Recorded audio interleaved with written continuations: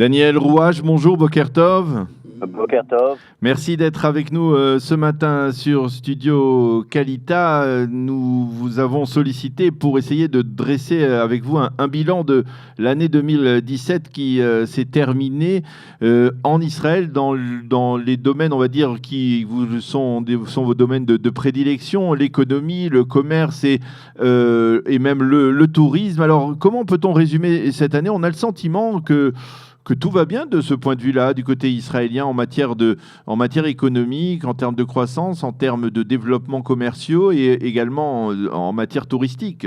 Est-ce que je me trompe? En fait, vous avez tout à fait raison.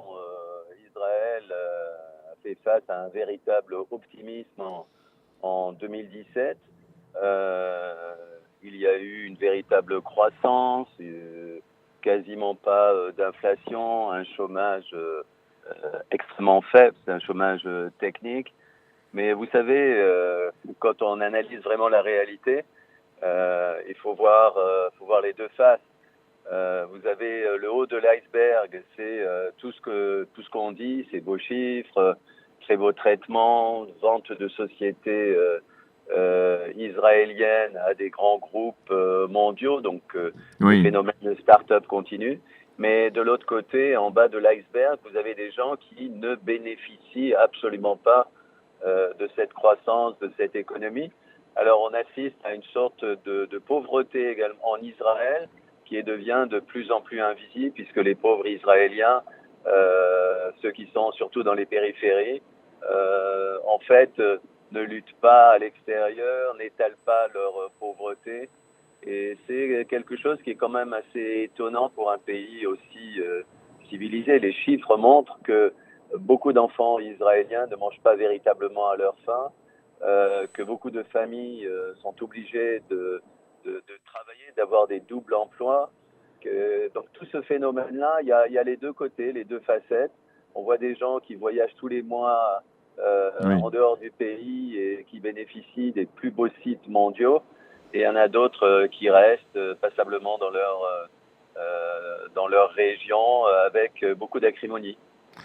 Et alors, comment on explique cela? Est-ce que c'est le résultat, on va dire, de ces, on va dire même plus que 10 années de pouvoir de Binyamin Netanyahou, qui est, on va dire l'un des adeptes du capitalisme, certains diront du capitalisme un peu, comme on dit en ivrit, khaziri, qui est un peu grossier même parfois et brutal, ou alors est-ce que finalement c'est une situation qui est, c'est une sorte de fait accompli qu'il est difficile de modifier, c'est-à-dire que pour Israël, eh bien, Israël progresse et même s'il doit mettre de côté une partie de sa population qui est en difficulté, en tenant compte du fait qu'il y a dans cette partie de cette population, il y a les orthodoxes juifs qui vivent pour beaucoup en deçà du seuil de pauvreté, et la population arabe, qui sont deux populations, on va dire, qui ne sont pas pleinement intégrées dans l'ensemble de la société israélienne. Écoutez, disons-le clairement, il y a eu, vous savez, dans les révolutions arabes, on a parlé du dégagisme. Oui. Moi, en ce qui concerne Israël, je parle du je m'en foutisme, c'est-à-dire je m'en fous. C'est-à-dire qu'aujourd'hui, on a une société israélienne qui est extrêmement solidaire d'un côté, et de l'autre côté, chacun pour soi et Dieu pour tous. Quelqu'un qui perd son travail, par exemple, vous prenez dans le groupe Teva, oui. Il va être très certainement récupéré très très vite. Et c'est le phénomène de la Startup Nation, où vous perdez un job dans tel secteur, comme vous êtes bien qualifié, etc., vous retrouvez votre job assez rapidement. On a un écosystème qui est littéralement fabuleux. C'est pas du tout par hasard qu'on a des délégations sans cesse qui viennent voir ce miracle israélien. Mais de l'autre côté, ce qu'on cache, et c'est vraiment ce je m'en foutisme, on cache la deuxième partie. Et cette deuxième partie est vécue très difficilement par une partie de la population. Et en ce qui me concerne... Il y a quelque chose à faire, Daniel Rouach. Qu'est-ce qu'il y aurait à faire de votre point de vue, du point de vue économique et social? Comment peut-on... C'est une notion de redistribution. Israël a copié, mais vraiment de manière absolument incroyable, le modèle de San Francisco, le modèle californien. J'ai écrit un livre avec un collègue américain qui s'appelle Jeff Saperstein, c'est 330 pages sur les Silicon Valley du monde. Et quand je suis allé à San Francisco, et on a fait des études très approfondies, c'est des mois entiers de travail, on se rendait compte que dans les rues de San Francisco la nuit, vous avez des gens qui se baladaient avec des caddies et qui n'avaient pas d'endroit pour dormir, et la police les dégageait les uns après les autres. Il y avait une violence relationnelle incroyable. Aujourd'hui, on n'en est pas là en Israël. Oui, on n'en est pas là, hein, effectivement, en Israël. On n'en est pas là. Le pays, ça se déroule bien parce qu'il y a un caractère social très fort. Il y a un tissu social qui récupère. Les vieux les personnes âgées, très âgées, sont quand même protégées, mais on ne fait pas suffisamment. C'est pas du tout une priorité. Il y a beaucoup de déclaratifs, et je dirais que les Israéliens sont très forts dans les déclarations solennelles et autres, mais derrière, ça ne suit pas parce qu'il y a une bureaucratie qui ne suit pas, parce que la volonté politique ne s'imprime pas au ministère des Finances. Ça veut dire que concrètement, il faut casser des taxes d'importation sur des produits de première nécessité. Il n'y a aucune raison que des meubles qui sont achetés chez Ikea, ici en Israël, coûtent 40, 60, 80% plus cher, et des meubles basiques. Vous avez des produits alimentaires qui sont complètement de base, qui coûtent entre 30, 40, 60% plus cher. Donc il y a un effort énorme à faire pour casser ces taxes et avoir une meilleure redistribution. Quelqu'un qui perd un emploi ici en Israël, il a juste quelques mois pour se récupérer et trouver un autre job. Donc les Israéliens savent s'adapter, se réadapter et ont beaucoup de résilience. Mais cette résilience, dans certains cas, ça craque. Et moi, je sais que les Français qui viennent ici en Israël ont beaucoup de mal à se réajuster à une économie qui a ce double aspect. Par exemple, justement, Daniel, puisque vous êtes très proche des relations je disais, vous êtes président de la Chambre de commerce Israël-France, vous êtes donc très proche de la relation économique et commerciale entre la France et Israël. Les Olim qui arrivent ici en Israël, ils ont beaucoup plus de difficultés, on va dire, en termes, en valeur absolue, que des Israéliens à rentrer dans le marché du travail et à s'y maintenir. Écoutez, ça dépend qui on est. J'ai des jeunes, puisque je suis professeur dans une grande école, à l'ESCP, j'enseigne dans les grandes écoles. Vous savez, les jeunes qui sont ingénieurs, qui ont une très belle formation, ils sont récupérés en 2-3 semaines. Des gens qui ont une belle expérience qui est liée au high-tech, pas obligatoirement, mais qui ont un niveau sophistiqué d'études, n'ont pratiquement aucun problème. C'est une question de volonté personnelle. Ce qui ne va pas du tout, c'est qu'on a une strate de population, et Qualita, on est conscient, puisque vous faites un travail merveilleux pour essayer de trouver des jobs pour des jeunes. Vous avez la Chambre de commerce Israël-France, nous sommes implantés à côté de l'hôtel Dan Panorama. C'est un ensemble d'immeubles. Et de cet ensemble d'immeubles, vous avez énormément de jeunes Français qui sont en train de téléphoner en France pour vendre vraiment des produits qui, dans certains cas, sont illégaux. Ils sont extrêmement bien payés de l'heure, mais malheureusement, ils sont dans des métiers qui ne valent rien. Du jour au lendemain, ils peuvent être jetés par la porte. Et ce sont des jeunes, malheureusement, qui n'ont pas une très belle formation, qui arrivent en Israël. Alors, qu'est-ce qu'il faut faire? Qu'est-ce que vous pourriez proposer? C'est très simple. C'est accentuer le rassemblement des Juifs de France, comme c'est le cas avec Qualita. C'est de trouver de l'argent auprès du gouvernement israélien. Et c'est également du je m'en foutisme.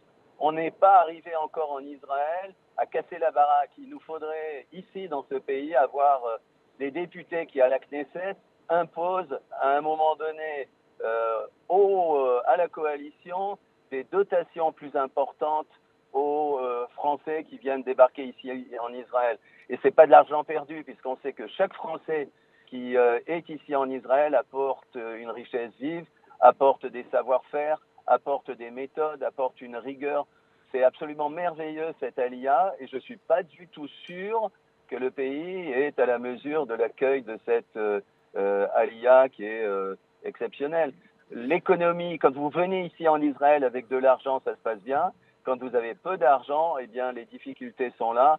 Heureusement qu'il y a des mouvements solidaires qui sont mis en place pour aider les Juifs de France à aller beaucoup plus loin, rester au pays et se reconstruire une vie économique, industrielle, familiale, culturelle et autres.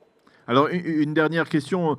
On a parlé d'économie et je voudrais peut-être que vous me disiez un mot sur un sujet dans lequel, effectivement, là, on a vraiment le sentiment qu'il y a quelque chose il y a un déclic qui s'est produit. Le monde du tourisme, avec plus de 3 500 000 touristes qui sont venus en Israël cette année, c'est énorme. On a pulvérisé les records des dernières années. Comment vous expliquez cette attirance, on va dire, des touristes étrangers pour l'État d'Israël aujourd'hui? Écoutez, les chiffres tournent autour de 3,7 millions.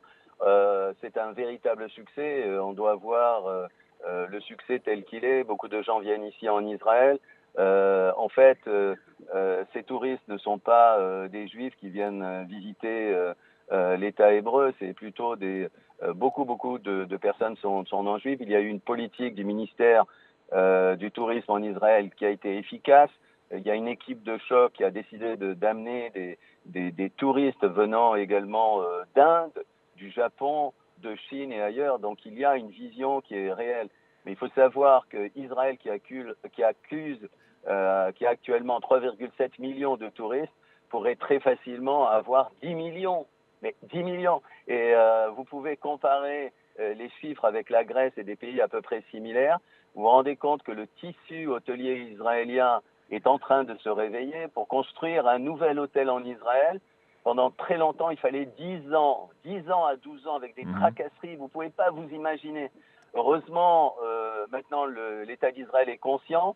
Il y a des nouvelles directions, il y a des nouvelles formules, il y a des modes de construction nouvelles pour les hôtels qui ont permis de réduire le temps d'ouverture de ces hôtels. Pendant très longtemps, vous n'avez pas des petits hôtels du style 2, 3 étoiles que vous pouvez trouver en Europe. La France est un exemple dans le monde hôtelier. Les Israéliens, pendant très longtemps, n'ont pas voulu classer les hôtels, donc il y a eu une qualité médiocre pour certains hôtels, pas tous, mais une partie des hôtels. Il y a des services qui, à un moment donné, sont excellents d'un côté, totalement médiocres de l'autre. Il faut être absolument réaliste, faire un état des lieux absolument réel de la situation du tourisme. On se rend compte qu'il y a des très belles choses qui ont été faites, et quand les 3,7 millions de personnes, on leur demande leur avis, il y a énormément d'indicateurs qui montrent le taux de satisfaction très élevé en Israël. Par contre, beaucoup de gens ne veulent pas venir en Israël parce qu'on leur a vendu, la presse internationale a vendu un pays à feu et à sang. Quand les gens arrivent ici, ils sont littéralement estomaqués de voir que le pays a une véritable infrastructure, est solide. On a un monde hôtelier qui a beaucoup progressé. On a des kibbutz qui ont ouvert des centres exceptionnels. On a des grands hôtels qui ont ouvert. Donc le pays est en très très très bonne voie parce qu'on a un leadership qui est exceptionnel dans le monde hôtelier qui est actuellement en train de rattraper le retard. Eh bien, docteur Daniel Rouache, merci de nous avoir apporté toutes ces précisions sur le bilan économique de l'année 2017 qui vient de se terminer. Je rappelle que vous êtes président de la Chambre de commerce Israël-France et fondateur du très fameux site Israël Valley. Merci d'avoir été avec nous ce matin sur Studio Qualita et à bientôt.